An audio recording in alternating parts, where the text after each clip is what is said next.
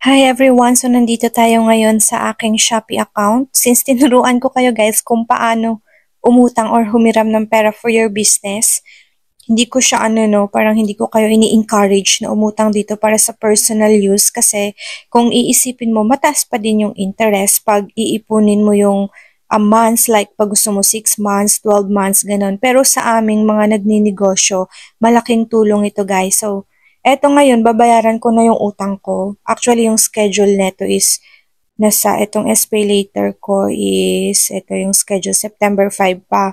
Pero since yung mga nag-utang is nabayaran na nila ako, so ngayon, pipay ko na siya guys, itong SPay later. Tuturuan ko kayo kung ano po yung process kasi maraming nagtatanong paano din po siya bayaran, ganun. So napakadali lang naman kung gaano nyo siya kadali inutang, ganun din siya kadaling bayaran. So ako guys, para makatipid ang ginawa ko is, gumawa ako ng C-Bank kasi yan yung bank po ng Shopee para po pag mag-transfer ako next time, madali na lang. And then, mas comfortable ako sa C-Bank. Pero kung wala kayo, pwede naman po kayong GCash.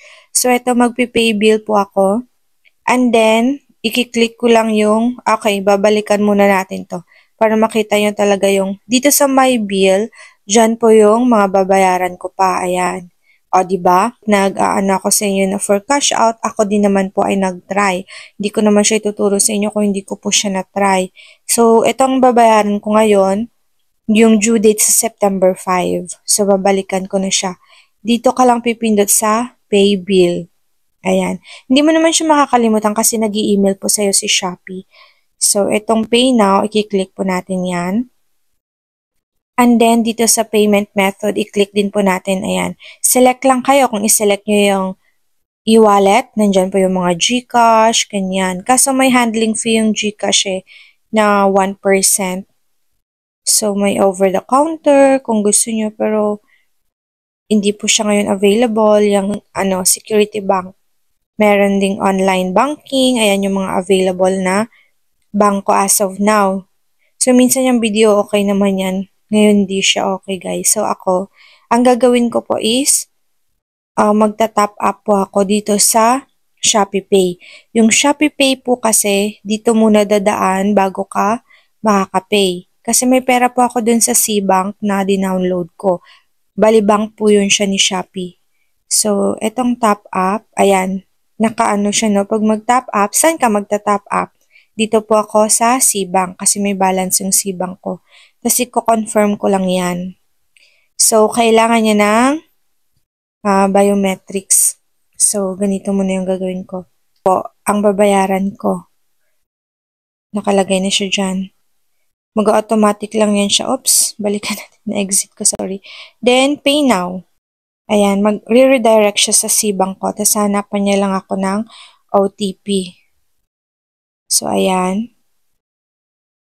So, after that, wait lang natin kaunti. Ayan, payment successful na. Pero hindi pa doon nagtatapos. Ayan. Ibig sabihin pa lang kasi yun, nag-cash in pa lang tayo, okay? Babalik tayo dito. Mag-pay now. And then, ayan, Shopee Pay na yung pipiliin natin. 'Di ba? Yan na yung pera kasi sa Shopee Pay. Tapos i-confirm na natin. Tapos mag-pay now na tayo. Mawawala na yung due date ko or amount dun na nakalagay para sa babayaran ko for September. Ayan. Ako guys, hindi ako yung, halimbawa, ang due date ko is 5, hindi pa ako 5. Minsan a day before. Kasi hindi mo alam, minsan madidelay, di ba? Yung pag-reflect. So, pag ganun kasi, mababan ka na agad, mahirapan ka na makautang ulit. So, as you can see, ito na po yung, ayan, oh. Diba nakaano na siya, bagong schedule naman, or due date, nakalagay na po yung October 5. Tapos, i-check po natin yan dito, oh. Nawala na yung kanina na September. Ganun lang kadali. Ganun lang kadali magbayad. So, another one, dami nating utang.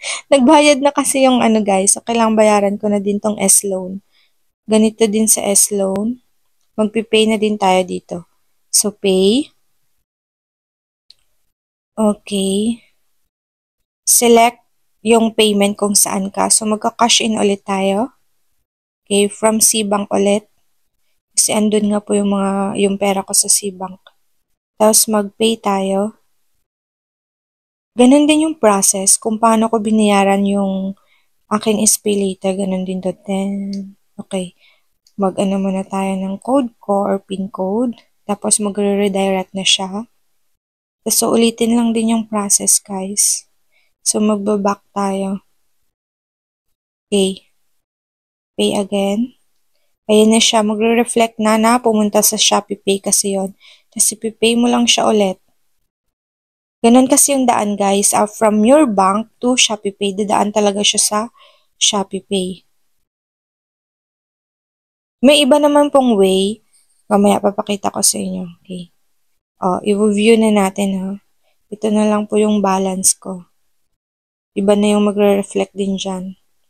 Ang magiging due date ko, wala na siya. Tapos magre-reflect na naman siya mga a week before a month ng aking due date. A week, ano yan? Weeks before my due date pala, guys. So, ito na lang yung babayaran ko sa kanila. 4,600 na lang yung utang ko dito sa S-Loan. So, hindi ko siya, nare-recommend. Medyo mataas po kasi dito yung binabayaran, guys, sa S-Loan. Yung percent, alam nyo yon, yung monthly percent. Yun na. Okay, konti na lang yung ating utang. So, ngayon, ito po yung sabi kong other way na pwede nyo pong gawin. Sa Me kayo, tapos punta kayo sa Shopee Pay. Para direct din, guys, pwede din to. Lagyan nyo muna to ng amount. So, mag-cash in ba kayo? Saan kayo mag-cash in? Yung ganyan. Online banking kung gusto nyo. So, ayan, nakalagay dyan. Same way lang din siya. Maaano na po siya. Babayaran nyo na yung inyong SPay later or S-Loan. Dito po ulit yun sa Shopee. Yan, mag-cash in lang kayo dyan. Kasi lahat ng payment sa mga SPay later natin at S-Loan natin is dadaan po sa Shopee Pay. So, ayun guys, bawal kayong ma-delay. Pay on time para po hindi kayo matulad sa iba na lock na. 'Di ba? Sayang naman kung kayo ay may business, magagamit nyo tong inyong SPay later kasi maliit lang yung interest monthly. Nasa pag 6 months ka, nasa 3.4 na ata ngayon. And then, pag ikaw ay nasa 12 months, yun yung malaki. Pero the more na lower yung months mo, lower din po yung interest mo. Ayun, that's all for today. Thank you for watching.